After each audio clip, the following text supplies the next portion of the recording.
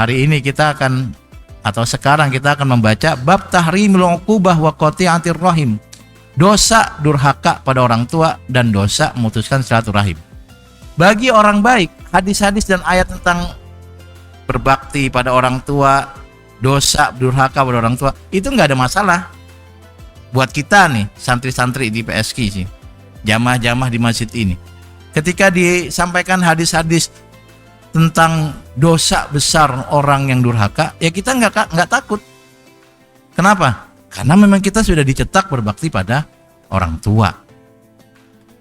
Nah, maka paradigma ini perlu nanti ketika Anda mengajar, ya bolehlah Anda sisipkan dalam penjelasan, sehingga jamaah Anda yang awam itu merasa agama itu hadir untuk memperbaiki. Bagi orang yang sudah baik, nggak usah diperbaiki, dia sudah baik. Bagi orang yang buruk, agama mencoba memperbaiki. Tapi yang tengah-tengah, yang banyak ini, agama akan datang, agama akan menjelaskan mana yang baik, mana yang buruk, lalu menebalkan kebaikan dan mencoba menghilangkan keburukan. Agama itu yang membawa kebaikan buat kita. Baik, kita baca ayatnya dulu. Fahal asaitum in tawallaitum an tufsidu fil ardi wa tuqatti'u arhamakum ulaikal ladzina la'anahumullah fa asammahum wa a'ma absarahum. Ini terjemah bahasa kita yang lebih pakai intonasi ya, lebih gampang ya. Emang kalau kamu berkuasa, nanti kamu akan merusak. Anda dan saya terkadang tidak melakukan dosa karena belum ada kesempatannya. Anda benci korupsi, Anda ngomongin masalah korupsi, itu belum ada kesempatan. Kalau ada kesempatan, beda lagi nanti. Teman-teman kita yang dulu demo menentang pemerintah yang katanya korup, sekarang jadi bagian pemerintah, kelakuannya sama. Perasaan dulu idealisnya luar biasa sampai nginep waktu demo. Kita kalau mau demo tuh yang namanya korlapnya itu bisa sehari 2 hari nyiapin logistik. Kalau nyiapin demonya ya 3 hari lah, logistiknya sehari. Pas kemudian dia ada kesempatan jadi sama aja. Dulu dia demo menantang ini, dia malah seperti itu. Jadi Anda nggak usah kemudian terlalu terlalu kaget ketika ada orang kok dia korupsi, kok dia begini, kok dia begini. Kalau ada kesempatan Anda juga akan Anda bisa jadi ya tersinggung Anda nanti. Anda bisa jadi goyah. Makanya kuotasi dari saya ya, kita benci korupsi karena nggak kebagian. Kalau kebagian beda lagi. Ini kalau ada anggota dewan yang dalam tanda petik sering dianggap tidak begitu baik, datang ke tempat ini lalu Anda semua dikasih umroh, Anda mau berangkat nggak umroh? Kan pertanyaannya, duit dari mana berangkatin umroh jamaah yang sekitar 50 orang ini? Dari mana? Oh, dia punya sawah, berapa ribu hektar sawah yang bisa membuat orang bisa bagi-bagi duit buat orang yang dikenal untuk pergi umroh. Tapi Anda terima nggak? Oh, hada rizkun minallah. Rezeki anak soleh dan soleha min haitsu la yahtasib. Jadi kita membenci korupsi ya karena kita nggak kebagian, dan kita benci koruptor gara-gara koruptornya nggak kenal kita. Kalau kita kenal beda lagi. Saya sudah mencontohkan berkali-kali di banyak tempat. Ada sebuah pesantren yang mana donaturnya itu ya orang-orang yang tadi kita anggap tidak bersih. Ketika yang bersangkutan ditangkap sama KPK, itu pesantrennya seminggu hataman Quran supaya dia bebas. Misalnya kayak gitu. Nah, pertanyaan, fa'ala saya itu mintawala itu mantufsidu fil ardi. Sekarang kita masih bisa nih ngomong-ngomongin, wah kalau saya nggak setuju begini, harusnya begini. Tapi ketika kita sudah memimpin, muncul nggak kayak? Pertanyaan yang gampang saja. Sekarang ini ekonomi lumayan berat, relatif lebih berat dari tahun lalu. Lalu Anda punya kewenangan, misalnya Anda punya sekolah, punya yayasan. Yang Anda lakukan apa? Apakah Anda naikkan gaji-gaji karyawan Anda atau tidak? Wah, lagi begini malah naikin gaji, nggak masuk akal Pak. Lah, berarti Anda tidak bisa. Harusnya ketika dalam kondisi ekonomi nggak baik, Anda lebih dermawan dari sebelumnya. Fisarro wadorro. Tapi yang ada kan, ya Anda pikir sendirilah. Nah, ini pertanyaan. Sekarang kita bisa mengkritisi orang kalau sudah terjadi, kita yang di posisi tersebut, kita juga belum tentu bisa menjadi sesuai idealisme kita. Saya kasih contoh nih, mungkin contohnya sedikit melebar, tapi bagi saya ini relevan. Saya waktu zaman kuliah itu jarang yang punya komputer. Jadi kalau komputer itu adanya di warnet, bukan warnet sih, komputer itu dulu rental komputer namanya, rental komputer. Lalu saya bilang, aduh kalau punya komputer enak nih, jadi kalau ngetik nggak usah ke rental ya, nanti bisa setel murotal, ya asik nih, sambil tidur nyetel murotal. Rezeki saya bagus, saya bisa beli komputer. Anda tahu komputernya setelah saya beli apakah saya setel murotal? Jarang ternyata. Dibuat ngetik, dipinjam temen, main game bukan game online, nggak ada game apa gitu ya, ikan makan ikan apa gitu. Jangan-jangan dulu sebelum, misalnya ketika Anda masih SMA, aduh kalau kuliah saya akan lebih baik begini. Pas sudah kuliah tetap males. Wah, kalau saya di Jakarta saya akan ketemu banyak tokoh-tokoh. Di sini kan gudangnya tokoh nih, banyak sekali profesor guru besar. Pas sampai sini Anda mendingan mager di kamar. Kalau nggak ada kegiatan juga tidur saja. Ini Anda bukan saya ya. Tersinggung Anda itu. Karena Anda cetakan baik, jadi jangan tersinggung. Ini pertanyaannya Anda jawab. Apakah kalau Anda memiliki jabatan Anda akan merusak? Sekarang kita nggak pengen merusak, tapi kalau ada kesempatan beda lagi. Yang paling gampang nih sekarang tadi itu, kalau sekarang kondisi ekonomi nggak baik, apakah Anda semakin dermawan atau tidak? Kalau saya berusaha, Tuhan saya mau lebih dermawan. Wah, sekedar tahajud bin nikmah, zakat saya bulan ini itu hampir 10 kali lipat zakat 2 bulan yang lalu. Bukan karena apa, karena saya tahu orang yang lebih terpukul ekonominya lebih banyak dari saya dan lebih sakit. Jadi saya punya lebih dikit, lebihnya buat orang saja. Bisa begitu? Bisa. Banyak. Nanti Anda gimana? Ya Anda sekarang tidak usah nunggu nanti. Sekarang Anda bisa ngapain gitu kira-kira. Baik ya, ini teguran buat kita, pengingat buat kita, orang-orang baik tidak akan tersinggung dengan Al-Quran, orang baik akan memperbaiki diri. Fahal asaitum in tawallaitum an tufsidu fil ardi. Yang kedua, wa tuqatti'u arhamakum. Kita akan menjalin silaturahim. Ada yang karena memang kerabat, saudara, ada yang karena teman.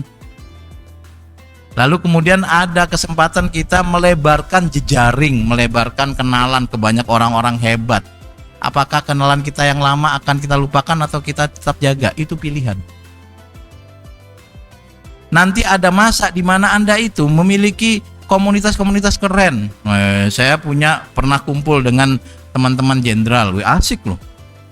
Jenderal bintang 1, bintang 2, bintang 3. Saya juga pernah ngajarin artis, asik loh. Nanti kalau sudah nyaman di sini, Anda punya teman-teman dulu yang membersamai Anda ketika masih keleleran, masih orang biasa. Anda tetap jaga atau tidak? Atau jangan-jangan, waduh, ini diajak teman mau ketemuan, tapi pas ada jamaah, nah Anda bedakan. Saya kasih contoh. Saya ditelepon sama imam masjid besar, saya sebut Masjid Istiqlal lah. Adinda, besok Jumat khutbah di Istiqlal. Terus saya lihat jadwal, wah nggak bisa, saya sudah ada jadwal khutbah di mana? Di belakang pesantren saya. Bisa nggak Anda tolak Masjid Istiqlal dengan segala prestisnya, yang dimana ketika Anda khutbah itu posternya jadi DPW Anda dan DPW ibu Anda. Anak saya khutbah di Istiqlal. Beda, Anda akan tinggalkan tuh masjid. Karena apa? Anda tahu kalau Anda tidak khutbah, banyak ustadz-ustadz di sekitar masjid Anda yang bisa gantiin ya. Tenang saja. Tapi kesempatan. Akhirnya saya nggak ngambil yang di Istiqlal. Sekarang nggak dipanggil lagi. Biasa saja. Emang sudah duluan dijadwalkan masjid itu. Kita akan lupa pada orang-orang yang bersamai kita ketika kita biasa. Saat dimana posisi kita sudah tinggi, bertemu dengan orang baru. Wa tuqatti'u arhamakum. Ini Al-Quran sampai kayak gitu ngingetin kita, ya luar biasa ya Allah, ya Rabbi ya Maulana. Anda sudah punya titel. Titel Anda pengennya apa? doktor misalnya, kayak saya, Associate Profesor Dr. Andi Rahman, LC, SSC, MA. Tambah lagi apa lagi nanya? Tambah apa lagi gitu ya. Masih nggak mau saya berteman dengan orang-orang yang dulu membersamai saya, atau saya sekarang sudah lebih bergaya? Sudah bergaya, pakaiannya beda, makanannya beda. Nah, itu pertanyaan buat kita. Dulu Anda berteman dengan orang-orang yang biasa tadi dalam tanda petik ya. Itu ikatannya apa? Ikatannya ikhlas karena mereka baik, saya baik, punya hobi yang sama, ayo kita ketemu, ayo kita ngobrol. Sekarang jaringannya lebih luas, pertanyaannya, apakah jaringan yang lebih luas ini, yang hebat-hebat ini membuat Anda lupa dengan silaturahim yang dulu? Itu kayak gitu. Al-Quran menghendaki tetaplah melebar, meninggi dan seterusnya, tapi jangan lupakan rahim-rahim yang sudah kamu miliki sebelumnya. Nanti kita akan lihat, oh dia orang hebat, tapi masih nyapa sama tetangganya, masih nyapa sama teman-temannya, itu misalnya ya. Ulaikal ladzina la'anahumullah fa'asammahum wa ama absarahum. Orang yang seperti ini, yang ketika di bawah dia kritik mati-matian orang lain, pemimpin-pemimpin, pas di atas dia tidak lebih baik daripada yang dikritik dulu. Dan ketika dia sudah menjadi orang hebat, lalu kemudian dia lupakan orang-orang yang bersamainya dulu, yang ikhlas bersama dengan dia dan dia ikhlas bersama dengan mereka. Ini dilaknati Tuhan. Fa'asammahum. Orang kayak gini udah kayak orang tuli, dibilangin gak akan bisa. Wa a'ma absarahum, buta. Ini bukan tiba-tiba gak bisa dengar. Ustadz, dia gak dengar, bukan itu kan. Atau dia bilang, aduh kok gak ngelihat, bukan. Teman-teman sekalian, saya mau sampaikan dalam perspektif Al-Quran, buta, tuli, dan bisu itu ada dua. Yang pertama, orang dianggap difabel kalau dia tidak memiliki anggota tubuh yang bisa berfungsi dengan baik. Nggak punya mata atau punya mata nggak bisa ngelihat, nggak punya telinga atau punya telinga nggak bisa mendengar, itu difabel, cacat. Yang kedua, orang punya mata, punya telinga, berfungsi tapi nggak dimanfaatkan untuk melihat kebaikan dan untuk mendengar kebaikan, itu juga buta. Bedanya, buta dan tuli dan bisu yang pertama karena difabilitas itu dipuji oleh agama. Tidak usah ikut perang, kamu gampang masuk surga karena kesabaranmu. Tapi yang kedua, dicela oleh Al-Quran. Maka fa'asammahum wa ama absarahum, ini orang yang punya mata, punya telinga, tapi matanya nggak melihat kebenaran, telinganya nggak mendengar kebenaran. Kira-kira begitu. Ayat selanjutnya, walladzina yanquduna ahdallahi min ba'di mitsaqihi wa yaqta'una ma amarallahu bihi ayyusalla wa yufsiduna fil ardh ulaika lahumul la'nat wa lahum su'uddar. Ini ayatnya mirip ya. Orang yang membatalkan perjanjian Allah yang sudah dia tanda tangani dalam tanda petik mimba antimitsaki, kemudian memutuskan silaturahim yang disuruh Allah untuk selalu dijaga, lalu dia merusak atau mereka merusak di bumi, bagi mereka laknat dan mereka akan kembali ke tempat yang terburuk. Mirip ayat yang di atas dengan yang bawah, ini mirip. Baik, ini dua ayat yang menjadi pengingat kita ketika kita kemudian mendiskusikan terkait keluarga, orang tua, dan kerabat. Kita punya, ketika Anda kecil Anda punya sepupu, punya adik, punya paman yang Anda asik-asik aja. Tapi nanti ada kondisi sebagian orang tiba-tiba kerabatnya ada yang miskin. Apakah kita masih sama seperti dulu? Karena saya tidak tahu ya. Mungkin bisa jadi orang dengan saudaranya itu berbeda. Ketika saudaranya kaya, rumahnya bagus, kalau bertamu dikasih makan yang enak, itu kita akan lebih nyaman datang ke situ, datang menyapa dan seterusnya. Tapi kalau miskin, kalau Anda merasa saya nggak begitu Pak, alhamdulillah, berarti Anda sudah cetakan baik.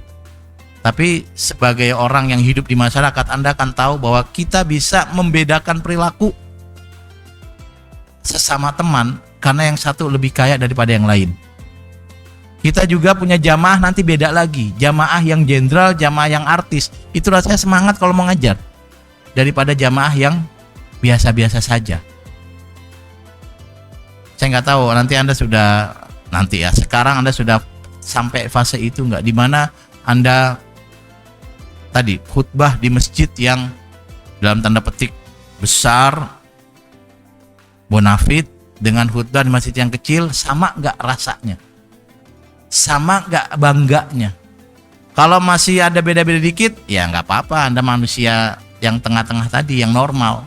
Tapi kalau Anda kemudian tidak membedakan orang, barulah keren. Di sini Al-Quran bilang, jangan putus silaturahim. Dulu kita dengan kakak, dengan adik, dengan sepupu, mau dia orang tuanya apa, kita mainnya bareng, jatuh bareng, bercanda bareng. Pas udah dewasa kok ada beda-beda status ekonomi, status sosial, kok kita kemudian tidak sama lagi. Nah, itu ayatnya bilang, wa yaqta'u nama amarallahu bihi ayyusala wa yufsiduna fil ardh.